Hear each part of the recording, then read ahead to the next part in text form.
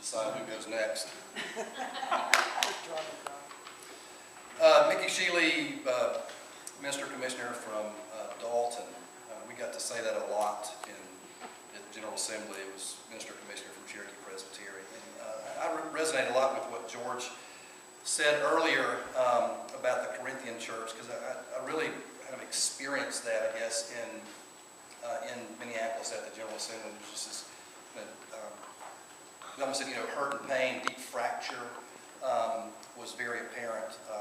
Winners and losers, commitments to dig in, those issues that we were able to hold on to, or commitment to change those things that we didn't win on. And so there's a lot of kind of winner and loser language, or feelings, I should say. In terms of language, what I heard a lot of, and this was not just with Fidelity and Chastity, but also with INFOG and with Belhar, and even with the overture to reinstate the office of collegiate ministry at the denominational level. And there was a lot of liberation and salvation language that was just wrapped up in a lot of the speeches that were made on the floor of Presbytery. 4 gifts. If we can just do this, it's going to save the church. If we can just do this, it's going to liberate the church. If we can just pass this thing, it's going to unshackle the church, and we're going to be the church that we've always wanted to be.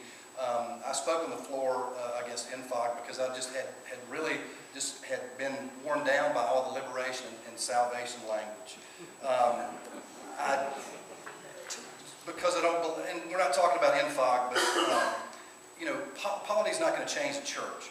Who we choose to or choose not to ordain is not going to change the church. There are other things that the church is going to have to change within, and I just don't believe that Fidelity and Chastity, we're going to continue to fight about this. If we don't it didn't pass this year by the presbyteries, it's going to come up in 2012. If it doesn't pass in 2012, it's going to come up back in 2014. We're going to continue to fight about this, and we are not a unified church right now. We are a fractured church. We are winners and losers.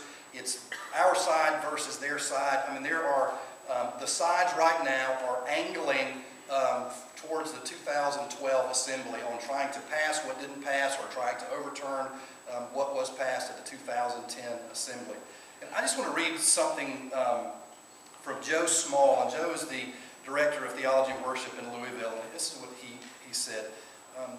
The church actually imagines that general assemblies or church-wide assemblies or general conventions can decide complex moral issues by voting in a bipolar framework. Voting always produces winners and losers. But it can work well in political arenas where winning and losing is the assumed outcome, even the name of the game. Voting does not work well in situations of intractable polarity or when fundamental issues of faith and life are at stake. What have church votes produced beside narrow victories for one side or the other?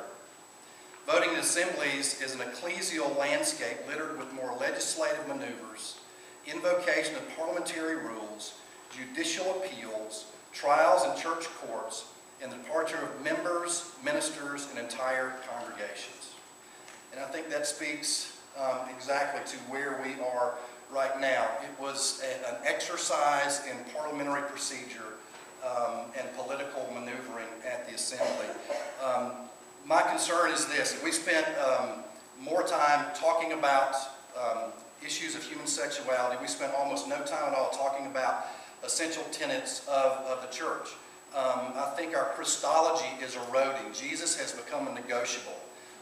If I've got just a couple of minutes, I want to tell you this conversation happened in Dalton 2 weeks ago. There was a person who came from a northern seminary to our community to raise money for their seminary. It was not Columbia Seminary, I said Northern Seminary. And the conversation went like this: God is doing this in our church, God is doing this in our seminary, God is doing this in our seminary, God is blessing us this way, God is doing this. And there was a question asked: well, I don't hear very much about Jesus. Where is Jesus in all this? And the question was, well, I understand from research services in the denomination that half of the ministers will not even claim that Jesus is the way, the truth, and the life. They won't even make that claim. And this person who represented the seminary said, yes, that's true. And the next question was, well, it sounds like Jesus is offensive to the church. And the answer was, yes, I guess you're right. I guess Jesus is offensive to the church.